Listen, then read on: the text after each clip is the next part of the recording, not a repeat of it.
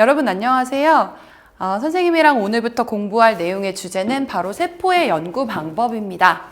자, 세포라고 하는 것은요, 대부분 어떻나요? 대부분 육안으로 관찰하기가 어려워요. 그쵸? 그렇기 때문에 이 세포라는 것을 연구를 하기 위해서는 일단 세포를 확대해서 봐야 되고, 그리고 세포 안에서 일어나는 그런 기능들을 우리가 알기 위해서 그 기능들을 추적할 수 있는 방법들이 있어야 되겠죠. 그래서 우리 같은 경우에는 우리가 세포를 연구하는 방법에는요, 여러 가지 과정을 거쳐야 합니다. 그 첫 번째로 먼저 우리가 공부를 할 내용이 현미경이라는 것이 무엇인지, 그리고 현미경의 그런 구조, 그리고 기능, 이런 것들, 종류, 그리고 세포 분해법이라는 거.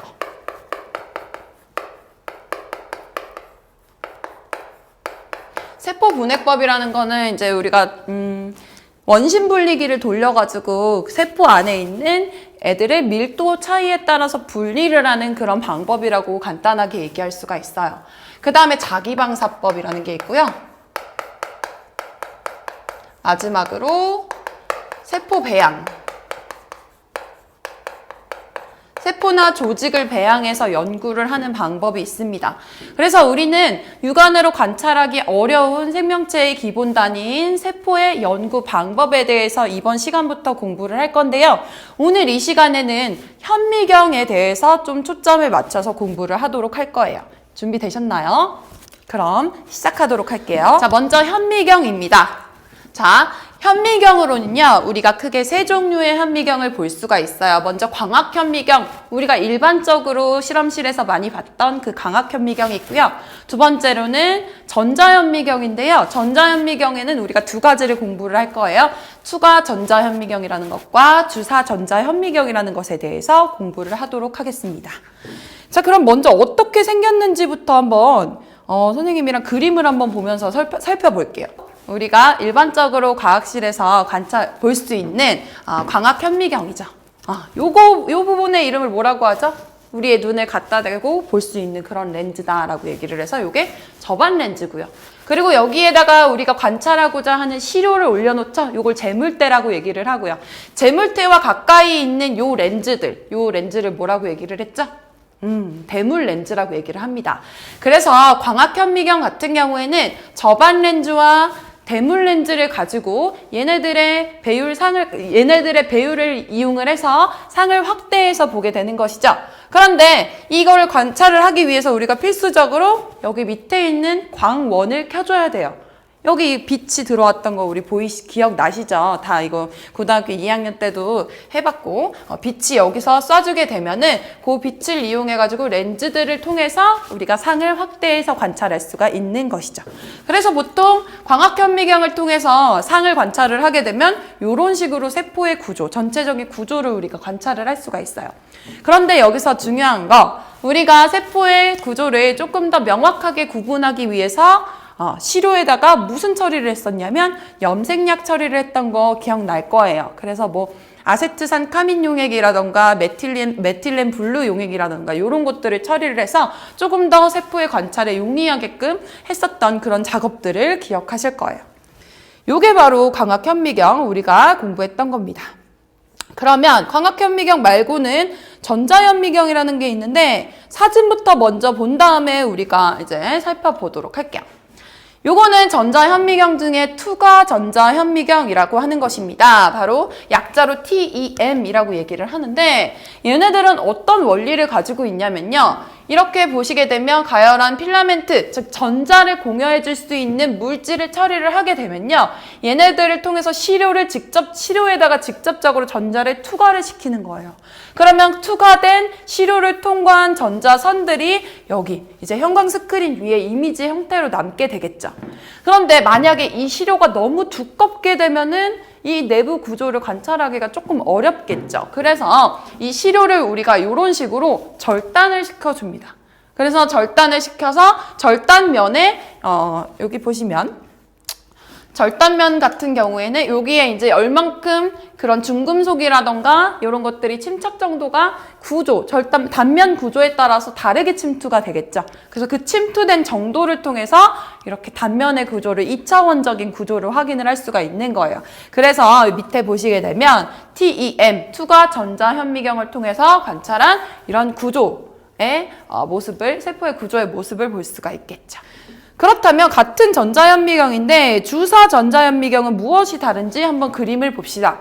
주사 전자현미경이라는 것은요, 똑같이 전자를 통해서 우리가 관찰을 할 수가 있는 구조예요.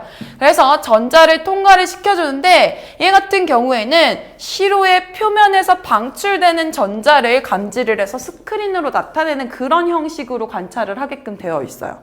그러기 위해서는 시로의 표면을 코팅을 해야 되겠지. 그래서 여기 그림을 보시면 내가 초파리라는 그런 물질을 관찰을 하고 싶다, 시료를 관찰하고 싶다 하면 초파리의 표면을 이렇게 금속으로 도금을 해야 돼요. 그러면 그 금 도금에 따라서 이렇게 이 표면에서 방출되는 전자들을 이제 우리가 읽어서 이 표면 입체 구조를 우리가 확인을 할 수가 있겠죠. 그래서 이 SEM으로는요, 안에 있는 내부 구조는 확인이 어렵겠죠. 그래서 이 표면 구조가 얘가 외향이 어떻게 생겼느냐 요거를 관찰하기 위해서는 SEM이라고 하는 주사전자 현미경을 사용을 하더라라는 거예요. 지금 선생님이 이렇게 사진을 보여주면서 말로 설명한 내용을 표로 한번 같이 정리를 해보도록 할게요. 자, 그러면 먼저 광학현미경부터 한번 보도록 합시다. 광학현미경이라고 하는 거는 라이트를 사용한 현미경이라고 해서 LM이라고 얘기를 합니다. 그럼 광선은 라이트니까 가시광선을 사용을 하겠죠. 가시광선을 사용을 합니다. 그 다음에 투과전자현미경이든 주사전자현미경이든 둘 다 전자현미경이기 때문에 얘네들은 전자선을 둘 다 전자선을 광선으로 사용을 합니다. 이제 우리가 해상력에 대해서 보도록 할 건데요. 해상력이라고 하는 조금 어려운 개념이 있는데 이 해상력은 뭐랑 같은 뜻이냐면 분해능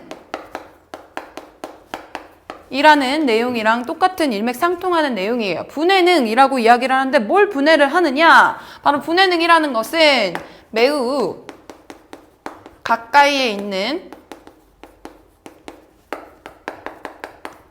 두 점을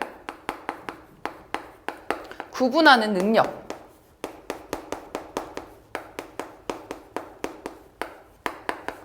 매우 가까이에 위치해 있는 두 점을 구분하는 능력을 우리는 분해능이라고 얘기를 해요. 그래서 분해능이 좋게 되면 굉장히 가까이 있는 그 두 점도 구분을 할 수가 있겠지. 근데 분해능이 좋지 않으면 얘가 사실은 두 개의 점인데 이게 분해능이 좋지가 않으면 얘가 마치 한 점처럼 보이는 거예요. 무슨 말인지 아시겠나요? 그러면 분해능이 좋다라는 얘기는 두 점 사이의 거리가 가까우면 가까울수록 그 두 점을 구분할 수 있는 능력이 좋다라고 얘기를 하는 거겠지. 그래서 해상력이라고 하는 수치는 수치가 작을수록 해상력이 좋다라고 이야기를 할 수가 있는 거예요. 그러면 우리가 해상력을 한번 비교를 해보도록 할게요. 광학현미경, 우리가 실험실에서 많이 사용하고 있는 그 광학현미경의 그 해상력은요, 보통 0.2 마이크로미터. 이 마이크로미터라고 하는 거는 10의 마이너스 6승 미터이거든요. 10의 마이너스 6승이 마이크로를 의미를 해요. 0.2 마이크로미터의 값을 가지게 되고요. 투과전자현미경 같은 경우에는 0.0002 마이크로미터. 요거 이제 0.2 나노미터라고도 얘기를 합니다. 그 다음에 주사전자현미경 같은 경우에 0.005 마이크로미터. 그러면 이 중에서 가장 해상력이 좋은 현미경은 어떤 거라고 볼 수가 있을까요? 그쵸. 투과전자현미경 요게 1번. 그 다음은 주사전자현미경 2번. 그 다음에 해상력이 그 다음은 마지막은 요 광학현미경이라고 볼 수가 있겠죠.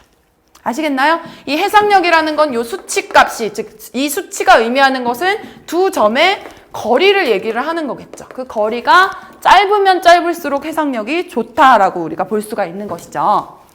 그 다음에 이제 최대 배율치, 최대치로 얼만큼 확대를 할 수 있느냐를 우리가 최대 배율치라고 얘기를 하는데 광학현미경은 우리가 보통 뭐 1000배 요 정도밖에 확대를 못해요. 근데 이제 투과전자현미경이든 주사전자현미경은 훨씬 더 배율이 높게끔 이제 관찰을 할 수가 있어요. 그래서 한번 비교를 해보자면 광학현미경 같은 경우에는 1000배에서 보통 1000배에서 1500배 정도를 관찰을 할 수가 있고요. 그 다음에 이 투과전자현미경 같은 경우에는 100만 배. 100만 배나 크게 볼 수 있다는 거예요. 그래서 보통 광학현미경 같은 경우에는 세포의 구조를 보는 것만으로도 굉장히 잘 봤다라고 할 수가 있는데 이 투과전자현미경이든 주사전자현미경이든요. 얘는 뭐 수십만 배거든요. 얘네는 배율이 너무 좋기 때문에 최대 배율이 너무 좋기 때문에 그 세포 안에 들어있는 뭐 세포 소기관 같은 것들 뭐 핵이라던가 미토콘드리아라던가 아니면 뭐 엽록체라던가 요런 더 작은 그런 소기관들을 관찰하기에 용이하다라는 특징을 가지고 있어요. 그래서 역시 순서도 최대 배율의 순서도 해석력과 같이 얘가 1번, 얘가 2번, 얘가 3번이라는 거 알 수가 있겠죠.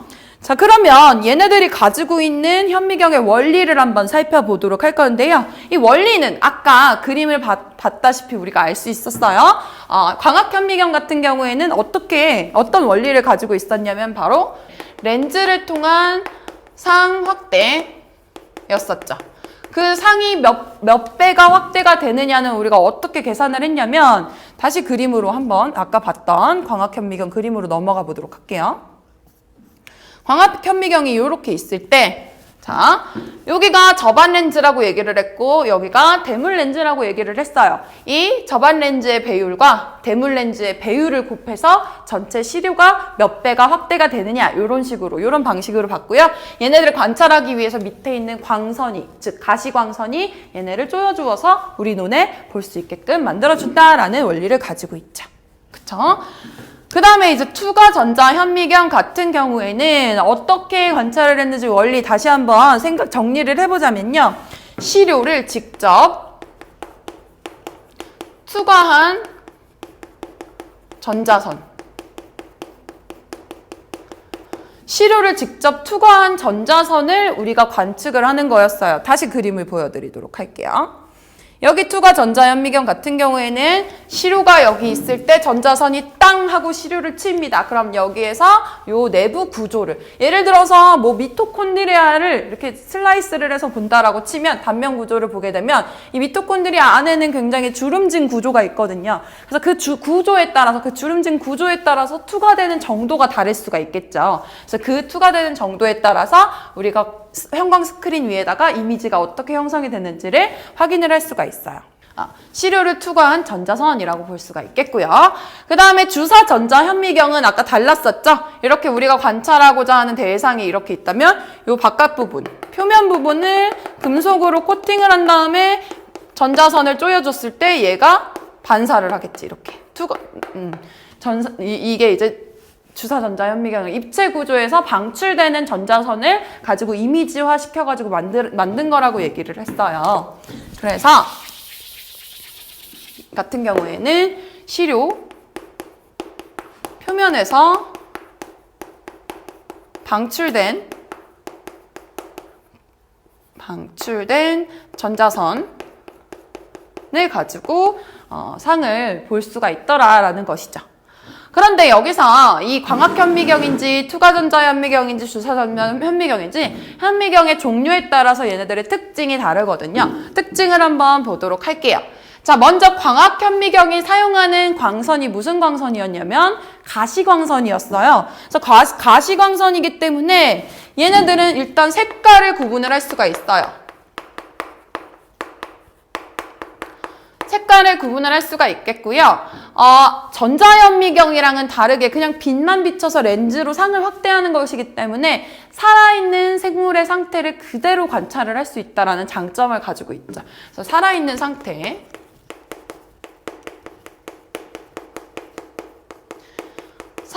상태로 관찰을 할 수가 있다. 라는 특징을 가지고 있습니다.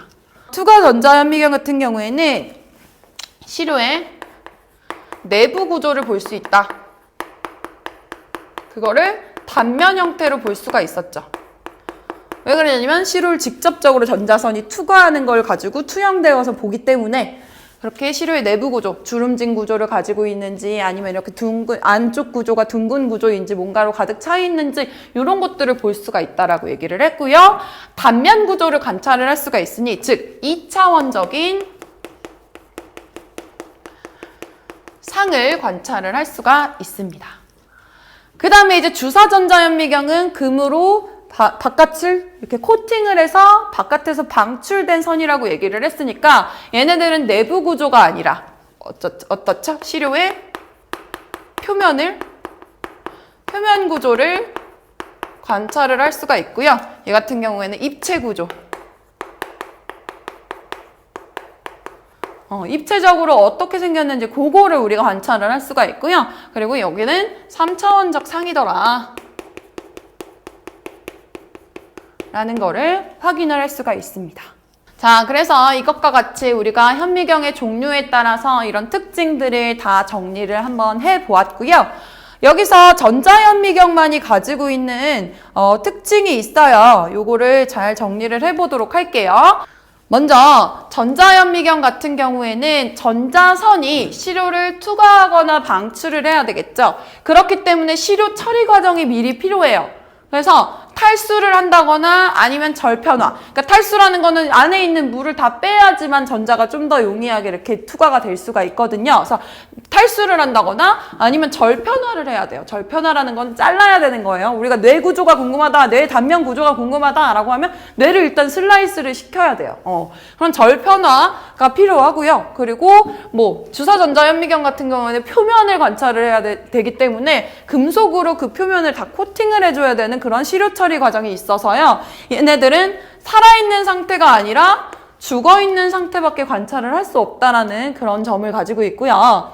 그 다음에 두 번째, 광선으로 무엇을 이용했다? 전자선을 이용을 했기 때문에 얘네들은 색깔이 구분이 안 되더라. 그래서 색깔이 우리 교과서에 나와 있는 거는 나중에 입힌 거예요. 실제로는 흑백으로밖에 관찰을 못해요. 가시광선이 아니기 때문에. 그래서 그런 특징을 가지고 있었어요. 그래서 이렇게 해서 다시 한 화면에 담아보도록 할게요. 우리가 세포의 연구 방법에 대해서 그 첫 번째로 현미경에 대해서 공부를 했는데 광학현미경, 투과전자현미경, 주사전자현미경 요 세 가지에 대해서 공부를 했습니다. 그래서 오늘 내용은 여기까지 하도록 할게요. 감사합니다.